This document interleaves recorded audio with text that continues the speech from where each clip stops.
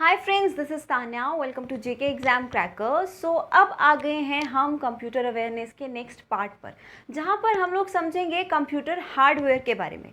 अब एक computer system अपने वेरियस फंक्शनिंग्स परफॉर्म करने के लिए डिफरेंट तरह के डिवाइसेस को यूज़ करता है। जैसे इनपुट लेने के लिए हम इनपुट डिवाइसेस यूज़ करते हैं, जैसे कि कीबोर्ड, माउस, राइट। प्रोसेसिंग के लिए वो प्रोसेसर का यूज़ करता है। आउटपुट देने के लिए यूज़ किया जाता है आउटपुट डिवाइसेस का, जैसे मॉनिटर, प्रिंटर, ये सब रहे आउटपुट डिवाइसेस। तो ये डिफरेंट डिवाइसेस जो एक कंप्यूटर पूरी फंक्शनिंग परफॉर्म करने के लिए जिन कंपोनेंट्स का यूज़ करता है, वो कौन कौन से कंपोनेंट्स हैं, किस फील्ड्स में किस तरह के कंपोनेंट्स को यूज़ किया जाता है, इस वीडियो में, इस चैप्टर में हम लोग वही पढ़ने वाले हैं। ठीक है गाइस। तो अब एक कंप्यूटर सिस्टम की बात करें तो एक computer various hardware and softwares को यूज़ करता है अपनी फंक्शनिंग परफॉर्म करने के लिए। ठीक है जी। अब हार्डवेयर की बात की जाए तो हार्डवेयर किस पार्ट को कहा जाता है, जो एक कंप्यूटर सिस्टम का टैंजिबल पार्ट है। अब टैंजिबल का मतलब ये है कि जो फिजिकल है, आप उसे देख सकते हैं, उसे टच कर सकते हैं। जैसे मैं बात करूं मॉनिटर की, अब मॉनिटर टैंजिबल है, आप उसे टच कर सकते हैं, उसे देख सकते हैं। कीबोर्ड, माउस, ये सब क्या है, ये टैंजिबल पार्ट हैं, टैंजिबल कंपोनेंट्स हैं कंप्यूटर सिस्टम के। तो ये किस में आते हैं, कंप्यूटर हार्डवेयर में आते हैं। बात की जाए सॉफ्टवेयर सिस्टम की, तो सॉफ्टवेयर में आते हैं इनटैंजिबल डिवाइसेस। अब इनटैंजिबल से मेरे कहने का मतलब है जिन्हें हम लोग टच नहीं कर सकते, हम लोग देख नहीं सकते, जैसे कि कंप्यूटर प्रोग्राम। अब एक कंप्यूटर वेरियस प्रोसेसिंग किसके बेसिस पर करता है, मैंने आपको बताया था सेट ऑफ इंस्ट्रक्शंस प्रोग्राम जो उसमें ऑलरेडी स्टोर होता है, बताया गया था। अब क्या वो प्रोग्राम कैसे वर्क कर रहा है, या क्या वो दिखने में कैसा है, कि आपको दिख रहा है, नहीं दिख रहा है, तो वो क्या है, एक सॉफ्टवेयर है। समझ गए। तो हार्डवेयर और सॉफ्टवेयर को यूज़ करके कंप्यूटर सिस्टम अपना फंक्शन परफॉर्म करता है। और अगर हम आज की लैंग्वेज में बात करें या टेक्निकल लैंग्वेज में बात करें तो हार्डवेयर को कहा जाता है सिस्टम यूनिट। ठीक है जी। तो कभी भी पूछा जाए सिस्टम यूनिट क्या है, तो सिस्टम यूनिट कंप्यूटर का हार्डवेयर ही है। ठीक है जी। बात की जाए सॉफ्टवेयर की, तो सॉफ्टवेयर को क्या कहा जाता है टेक्निकल लैंग्वेज में, programming unit of a computer system. Programming unit यानी कि वो यूनिट जहाँ पर वेरियस प्रोग्रामिंग्स जो हैं वो परफॉर्म की जाती हैं। ठीक है जी। तो ये है computer hardware and computer software. अभी जो हमें चैप्टर स्टार्ट करना है वो है कंप्यूटर हार्डवेयर का। तो कंप्यूटर हार्डवेयर में हम लोग समझेंगे कि कौन से हार्डवेयर, कौन कौन से डिवाइसेस एक कंप्यूटर सिस्टम के साथ अटैच होते हैं, किस तरह से वो वर्क करते हैं, और डिफरेंट फील्ड्स में डे टू डे लाइफ में वो हमें कैसे हेल्प करते हैं। तो चलिए स्टार्ट करते हैं टॉपिक के साथ। सो स्टूडेंट्स, जैसे कि आप लोग बोर्ड पर देख सकते हैं, एक चार्ट बनाया गया है। अब इस चार्ट में डिफाइन किए गए हैं वेरियस कंप्यूटर हार्डवेयर डिवाइसेस। जैसे कि मैंने आपको बताया था, इनपुट देने के लिए हम लोग इनपुट डिवाइसेस का यूज़ करते हैं। So here is the list of all input devices. उसके बाद प्रोसेसिंग होता है। प्रोसेसिंग के लिए जिसका भी यूज़ किया जाता है, यहाँ पर उसका लिस्ट है। उसके बाद आफ्टर प्रोसेसिंग आउटपुट मिलता है। आउटपुट किन किन डिवाइसेस में से हमें मिल सकता है, ये रहा उनका लिस्ट। एज वेल एज जब हमें आउटपुट मिलता है, उसके बाद जो भी आउटपुट मिला है उसे स्टोर भी करना है। तो स्टोरेज मीडियम के लिए हम कौन कौन से डिवाइसेस यूज़ करते हैं, here is the list of that. First of all आप लोग एक बार इसका स्क्रीनशॉट ले लो, उसके बाद हम लोग डिस्कस करेंगे one by one. So screenshot I guess आप लोगों ने ले लिया होगा। ठीक है। तो आप आज के लेक्चर में, बेसिकली जो आज के लेक्चर में हम लोग पढ़ने वाले हैं वो है input devices. One by one हम लोग सभी इनपुट डिवाइसेस पढ़ेंगे, इनका यूज़ कब होता है, कहाँ होता है, कैसे होता है, और ये कैसे कंप्यूटर सिस्टम को हेल्प करते हैं, वो हम लोग पढ़ेंगे। वन मोर इम्पॉर्टेंट पॉइंट, मैंने आप लोगों को बताया था आज के समय में जो एक कंप्यूटर सिस्टम यूज़ किया जाता है वो कौन सा है, माइक्रो कंप्यूटर। जैसे लैपटॉप, पीसी, स्मार्टफोन, नोटपैड, ये सभी चीज़ें हम आज के टाइम पे यूज़ करते हैं। तो यही है एक स्टैंडर्ड कंप्यूटर जो हमारी डे टू डे लाइफ में यूज़ किया जाता है, और हम उसी के रिस्पेक्ट में इन सभी हार्डवेयर एंड सॉफ्टवेयर डिवाइसेस को समझेंगे। ठीक है गाइस। तो स्टार्ट हम लोग करेंगे इनपुट डिवाइसेस से। अब इनपुट डिवाइसेस जो हैं वो भी फर्दर कैटेगराइज किए गए हैं on the basis of their properties. जैसे अगर हम डेटा को इंसर्ट करके इनपुट देते हैं तो हम किसका यूज़ करते हैं, कीबोर्ड का यूज़ करते हैं, राइट। तो कीबोर्ड किस कैटेगरी में आता है, कीबोर्ड आता है डेटा इंसर्शन के लिए, जो हम लोग इनपुट डिवाइसेस यूज़ करते हैं उस कैटेगरी में, ठीक है जी। उसके बाद बात की जाए mouse, light pen, track ball, touch screen, joystick and stylus. अब ये सभी डिवाइसेस जो हैं ये सभी के सभी पॉइंटिंग डिवाइसेस हैं। जैसे बेसिक जो आप लोग माउस यूज़ करते हो, ठीक है, माउस क्या करता है, एक पॉइंटिंग डिवाइसेस है, एक स्क्रीन पर आपको जो भी फाइल है या जो भी आपका डेटा है उसे डिफाइन करने के लिए यूज़ होता है, राइट। तो जो भी पॉइंटिंग डिवाइसेस हैं जो आपका इनपुट को डिफाइन करते हैं उनको कैटेगरी में कौन से आते हैं, ये सभी। तो इन सभी को हम किस कैटेगरी में लेंगे, इन सभी को हम लोग लेंगे पॉइंटिंग डिवाइसेस की कैटेगरी में, ठीक है जी। इनपुट डिवाइसेस का कैटेगरी 1 डाटा इंसर्शन के लिए जैसे कीबोर्ड, उसके बाद mouse, light pen, track ball, ये सब किस कैटेगरी में आए, category 2 that is pointing devices, ठीक है जी। उसके बाद नेक्स्ट आता है scanner, OCR, BCR, MICR and biometrics. ये किस कैटेगरी में आता है, ये आता है जो भी हार्ड कॉपी को कन्वर्ट करता है सॉफ्ट कॉपी में, ठीक है जी। जैसे मैं सिंपल बात करूं एक स्कैनर की, स्कैनर क्या करता है, आपके डॉक्यूमेंट्स को स्कैन करता है और उसको एक सॉफ्ट कॉपी में कन्वर्ट करता है। जब भी आप लोग कॉम्पिटिटिव एग्जाम्स के लिए फॉर्म फिल करते हो तो आप वहाँ पर जब ऑनलाइन फिलिंग होती है तो आप लोग वहाँ पर अपनी जो फोटोग्राफ है या कोई भी डॉक्यूमेंट है उसका हार्ड कॉपी तो सबमिट नहीं कर सकते, राइट। आपको क्या देना होता है वहाँ पर, सॉफ्ट कॉपी, डिजिटल फॉर्मेट में वो कॉपी वहाँ पर फीड करना होता है, उसको वहाँ पर अपलोड करना होता है। तो उसके लिए हम लोग कौन सी कॉपी ऐड करते हैं, हम लोग यूज़ करते हैं स्कैनर का, जो एक सॉफ्ट कॉपी को हार्ड कॉपी को सॉफ्ट कॉपी में कन्वर्ट करता है, देन आप लोग उसको डिजिटली यूज़ कर सकते हो, ठीक है जी। तो ये है वो किस कैटेगरी में आते हैं, ये जो एक हार्ड कॉपी को कन्वर्ट करते हैं सॉफ्ट कॉपी में, डिफरेंट फील्ड्स में इनका यूज़ होता है, हम लोग आगे समझेंगे। तो ये है इनपुट डिवाइसेस के major 3 categories. Now one by one इन सभी का यूज़ हम लोग समझते हैं। अब इनपुट डिवाइसेस में हम जो फर्स्ट समझने वाले हैं वो है कीबोर्ड, यानी कि फर्स्ट कैटेगरी से डेटा इंसर्शन कैटेगरी से। अब कीबोर्ड की बात करूं स्टूडेंट्स तो आप सभी को पता है कीबोर्ड क्या है। अब कीबोर्ड क्या है, एक टाइपिंग करने के लिए डिवाइस है, ठीक है। क्या है, एक टाइपराइटर टाइप ऑफ डिवाइस है जो बेसिकली अल्फ़ाबेटिकल न्यूमेरिकल डाटा जब हम एक सिस्टम में इंसर्ट करते हैं उसके लिए यूज़ किया जाता है। तो क्या है, ये टाइपराइटर स्टाइल डिवाइस है जो टाइपिंग के लिए यूज़ किया जाता है, राइट। अब एक इम्पॉर्टेंट क्वेश्चन जो काफ़ी बार एग्ज़ाम में पूछा जाता है कि एक स्टैंडर्ड कीबोर्ड में कितने नंबर ऑफ़ कीज़ होते हैं। अब कीबोर्ड में जब भी आप टाइप करते हो तो डिफरेंट कीज़ यूज़ करते हो आप लोग, है ना। फंक्शन कीज़ होते हैं, स्क्रॉल करने के लिए होता है, इंसर्ट करने के लिए होता है, कर्सर के लिए होता है, अल्फ़ाबेट्स होते हैं, नंबर्स होते हैं, ये सब कुछ होता है, राइट। तो इन सभी को हम लोग कहते हैं कीज़ जो डिफरेंट फंक्शंस परफॉर्म करती हैं। अब एक इम्पॉर्टेंट क्वेश्चन क्या पूछा जाता है कि एक स्टैंडर्ड कीबोर्ड में कितने नंबर ऑफ कीज़ होते हैं। तो एक स्टैंडर्ड कीबोर्ड में गाइस 104 नंबर ऑफ कीज़ जो हैं वो प्रेजेंट होते हैं, 104, ठीक है जी। अगर क्वेश्चन पूछा जाए कि एक कीबोर्ड में कितने minimum number of keys required हैं, ठीक है जी। स्टैंडर्ड कीबोर्ड में तो 104 हैं, लेकिन कीबोर्ड में मिनिमम नंबर ऑफ कीज़ कितने रिक्वायर्ड हैं, तो वो है 101।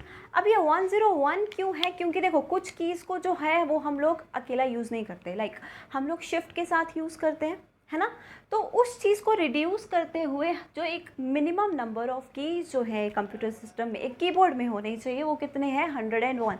तो इन दो क्वेश्चंस के बीच का डिफरेंस ध्यान में रखना है आपको, ठीक है जी। अब बात आती है कीबोर्ड का पैटर्न। तो जो हम लोग इंडिया में जो कीबोर्ड स्टाइल फॉरवर्ड किया जाता है वो क्या है, QWERTY कीबोर्ड, यही फॉलो किया जाता है।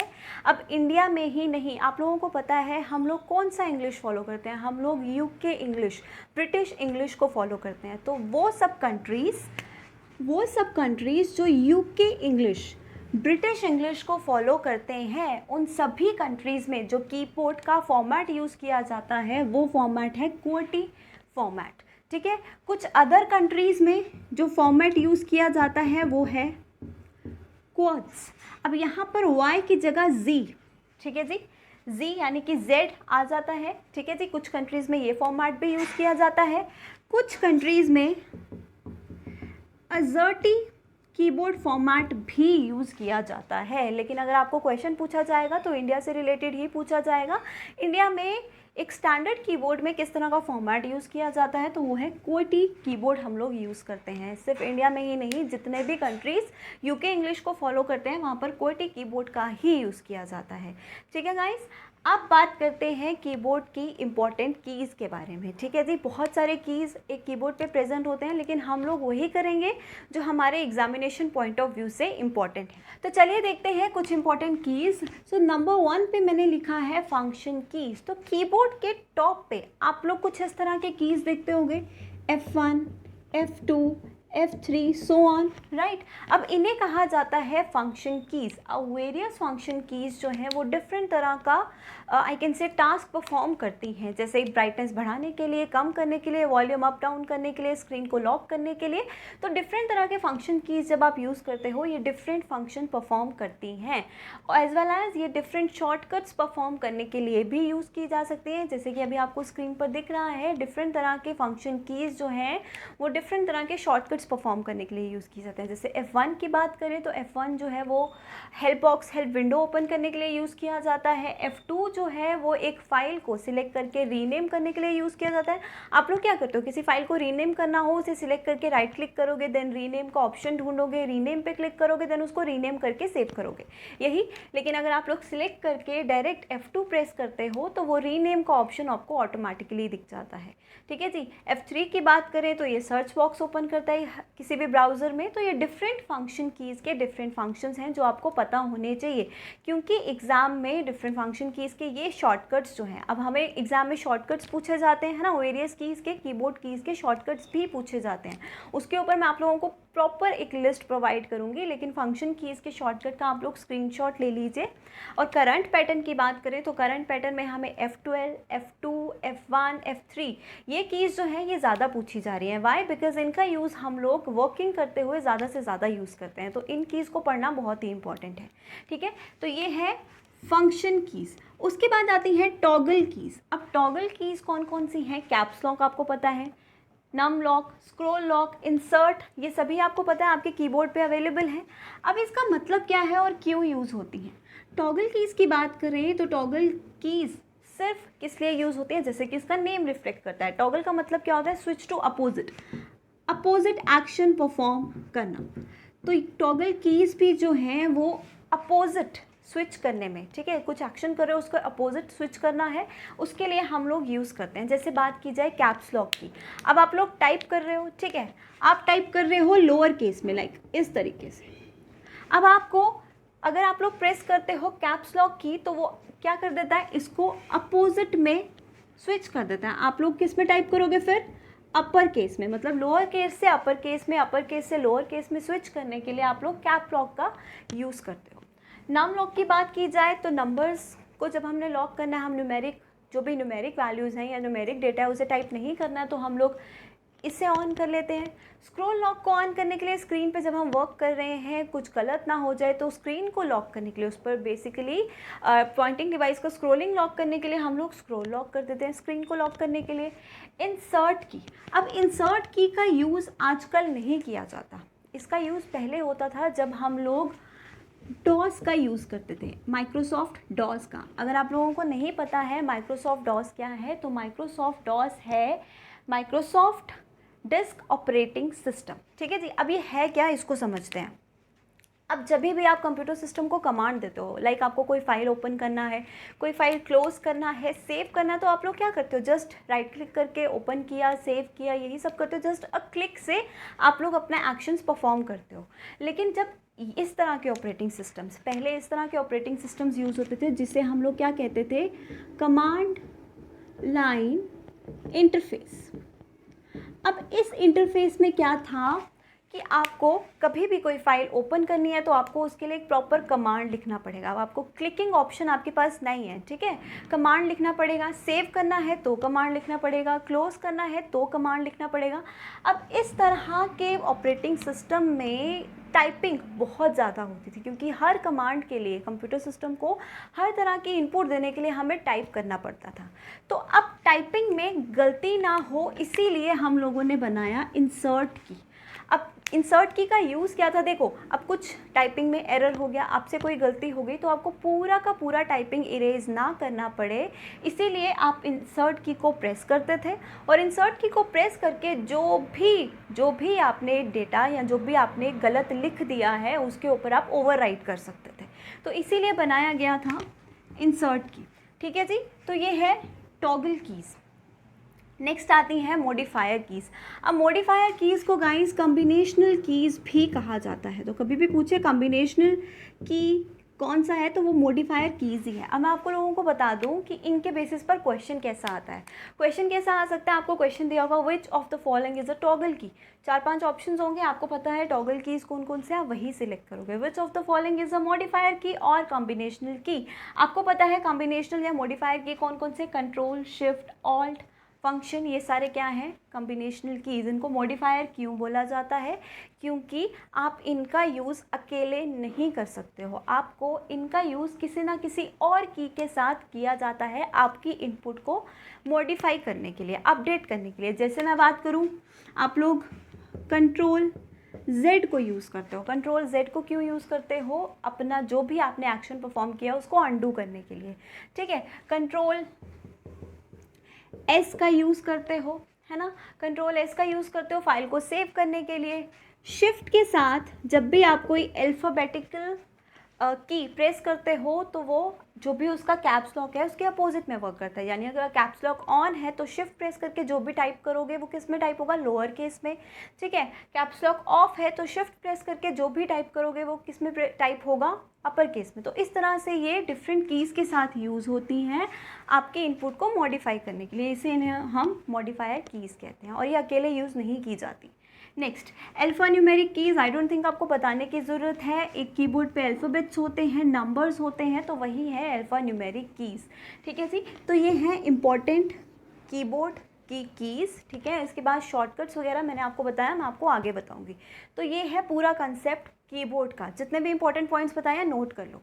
ठीक है, तो अब हम लोग आते हैं सेकेंड कैटेगरी पे, जो कैटेगरी मैंने आपको क्या बताया, पॉइंटिंग डिवाइस का कैटेगरी।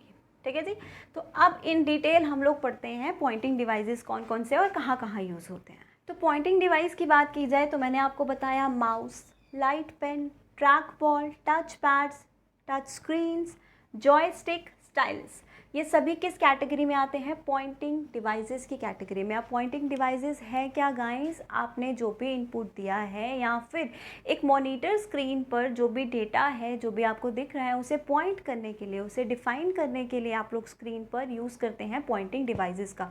बहुत ही कॉमन पॉइंटिंग डिवाइसेस जो आपके घर पर, आपके आई कैन से पीसी पर अवेलेबल है, वो क्या है, एक माउस। सभी को पता है माउस कैसा दिखता है ना। अब पूछा जाए अगर क्वेश्चन कि माउस का इन्वेंशन, फर्स्ट माउस का इन्वेंशन किसने किया, तो माउस का इन्वेंशन किसने किया, डगलस एंजेलबर्ट ने। ठीक है जी, ये नाम नोट कर लीजिए, माउस का इन्वेंशन इन्होंने किया था। ठीक है, अब माउस की बात की जाए तो माउस 3 टाइप्स के होते हैं, 2 button mouse, 3 button mouse, and the third type is optical mouse. अब 2 बटन माउस जैसे कि नेम बताता है, 2 ही बटन्स होते हैं, right click, left click. 3 buttons होते हैं, राइट क्लिक, लेफ्ट क्लिक, और सेंटर में भी एक बटन होता है 3 बटन माउस में। ऑप्टिकल माउस में लेफ्ट क्लिक, राइट क्लिक होता है और सेंटर में एक स्क्रॉल होता है। ठीक है जी, एक स्क्रॉल करने के लिए बना होता है, उसके तो उसे हम लोग क्या कहते हैं, उसे हम लोग कहते हैं ऑप्टिकल माउस। यहाँ तक समझ में आ गया। अब एक इम्पॉर्टेंट क्वेश्चन मैं आप लोगों से पूछती हूँ, ठीक है, मुझे बताओ कि जब भी आप लोग पॉइंटिंग डिवाइस माउस को यूज़ करते हो स्क्रीन पर, तो एक स्क्रीन पर डिफाइन करने के लिए, ठीक है जी, उस पॉइंट जो भी आपको फाइल या समथिंग डिफाइन करना है, उसे डिफाइन करने के लिए एक शेप आप लोगों को स्क्रीन पर दिखता है। जनरली जो आप लोगों को शेप दिखता है वो कैसा होगा।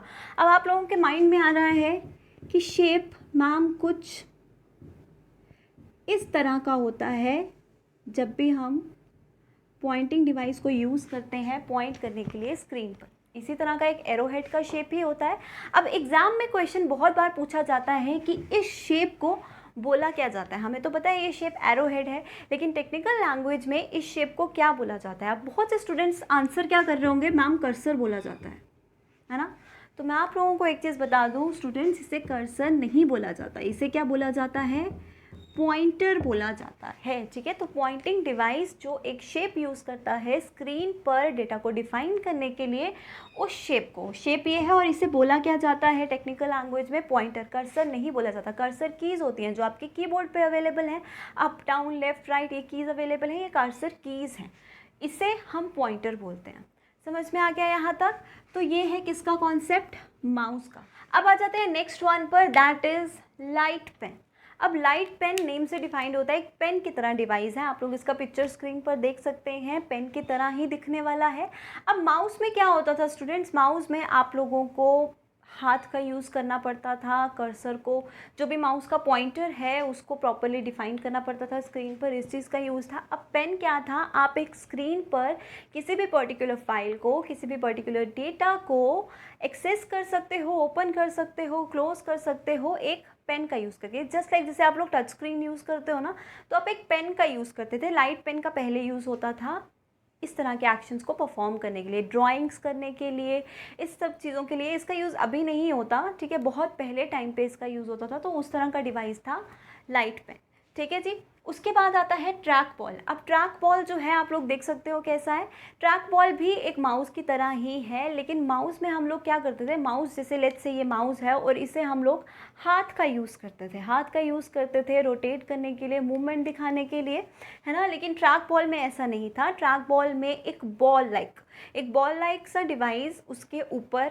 अटैच्ड होता था। वो बॉल को रोटेट करके, आपको हैंड को मूव करने की ज़रूरत नहीं है, बस आपको फिंगर्स के साथ या हैंड के साथ उस बॉल को ही रोटेट करना है, जिस भी पर्टिकुलर थिंग को आपको पॉइंट आउट करना है आप लोग कर सकते हो। ये है ट्रैक बॉल। उसके बाद टच पैड्स आप सभी लोग जानते हैं, आप लोग लैपटॉप्स यूज़ करते हैं। आप लैपटॉप में माउस तो बहुत ही कम लोग यूज़ करते होंगे, वाई, बिकॉज उसमें ऑलरेडी आपको एक टच पैड जो है वो मिलता है और वो भी एक पॉइंटिंग डिवाइस की तरह ही काम करता है, राइट। तो वही है टच पैड, ठीक है जी। उसके बाद आता है टच स्क्रीन भी आप सभी लोग जानते हैं, आप सभी लोग स्मार्टफोन यूज़र्स हो, राइट, सभी लोग स्मार्टफोन का यूज़ करते हो। तो स्मार्टफोन में आपको माउस या कोई और पॉइंटिंग डिवाइस तो आपके पास नहीं है, आप लोग डायरेक्ट स्क्रीन पे टच करके किसी भी चीज़ को एक्सेस कर सकते हो, किसी भी चीज़ को पॉइंट कर सकते हो, तो वही है टच स्क्रीन। जॉयस्टिक की बात करें तो स्टूडेंट जॉयस्टिक कुछ ऐसा दिखता है, इसका use basically video gamings and all में किया जाता था, ठीक है जी। अब बात करते हैं स्टाइलस की। अब स्टाइलस भी बहुत कॉमन है आज के टाइम पे। वेरियस स्मार्टफोन कंपनीज जो है वो स्टाइलस को यूज़ करती हैं। टच स्क्रीन देखो तो क्या हम फिंगर टच से अपना फ़ोन चला सकते हैं। आप लोगों ने कई फ़ोन्स देखे होंगे जिनके साथ एक पेन लाइक स्टिक या एक पेन लाइक डिवाइस जो है वो अवेलेबल होता है, जो आगे से जिसका पॉइंट जो है वो रबर का बना होता है ना, उसी को हम लोग क्या बोलते हैं, स्टाइलस। जैसे कि आप लोगों ने देखा होगा Samsung Galaxy note 10, note 10 plus, LG Stylo, LG Q Stylo, इस तरह के फ़ोन्स में स्टाइलस का यूज़ किया जाता है। उनके साथ एक स्टिक अवेलेबल होता है जो स्क्रीन पर टच करने के लिए, पॉइंट करने के लिए यूज़ किया जाता है, ठीक है जी। तो उसी को कहा जाता है स्टाइलस, ठीक है गाइस। तो इसी के साथ ख़त्म होते हैं आपके सभी पॉइंटिंग डिवाइसेस। इन डिटेल मैंने नहीं करवाया क्योंकि इतना इनमें से पूछा नहीं जाएगा, सिर्फ बेसिक यूज़ पूछा जाएगा जो आप लोगों को मैंने बता दिया है, ठीक है। अब स्टार्ट करते हैं नेक्स्ट कैटेगरी जो स्कैनर्स की कैटेगरी है, ठीक है। सो नेक्स्ट कैटेगरी मैंने आपको बताया था डिफाइन करती है हार्ड कॉपी से सॉफ्ट कॉपी का कन्वर्जन, ठीक है जी। तो फर्स्ट वन बहुत कॉमनली जो यूज़ होता है वो है स्कैनर। अब स्कैनर मैंने आप लोगों को बता दिया, जो भी नॉर्मल फाइल है या नॉर्मल पिक्चर है उसको डिजिटल टेक्स्ट में या फिर वी कैन से उसका डिजिटल रिप्रेजेंटेशन, इलेक्ट्रॉनिक रिप्रेजेंटेशन करने के लिए हम लोग किसका यूज़ करते थे, स्कैनर्स का यूज़ करते हैं। जैसे मैंने आप लोगों को पहले भी एग्जांपल दिया, कभी भी फॉर्म फिल करते हो तो आप अपनी फ़ाइल को वैसे ही वहाँ पर अपलोड तो नहीं कर सकते, आप प्रॉपर्ली उसका पिक्चर लेते हो, उसको स्कैन करते हो, अकॉर्डिंग टू द साइज़ उसको बनाते हो, उसके बाद आप लोग अपलोड करते हो। तो वही है स्कैनर्स, जो एक नॉर्मल पिक्चर को डिजिटल या फिर we can say normal text या नॉर्मल इमेज को डिजिटल रिप्रेजेंटेशन में कन्वर्ट करता है, ठीक है जी। स्कैनर में कई सारे, जब भी हम स्कैन फाइल होता है उसके कई सारे एक्सटेंशन यूज़ होते हैं, जैसे .jpg, .png, देन .gif, ये सारे एक्सटेंशंस जो हैं जो स्कैन्ड फाइल्स के यूज़ किए जाते हैं, ठीक है, वही है स्कैन्ड फाइल्स। उसके बाद आता है OCR। OCR क्या है स्टूडेंट्स? OCR है ऑप्टिकल कैरेक्टर रिकग्निशन।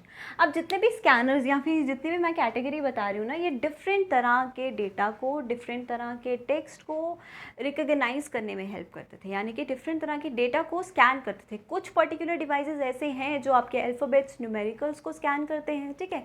कुछ ऐसे हैं जो पर्टिकुलर शेप्स को आई कैन से डिफाइन करते हैं या पर्टिकुलर शेप्स को स्कैन करने में हेल्प करते हैं। तो वही ये सारे स्कैनिंग डिवाइसेस हैं।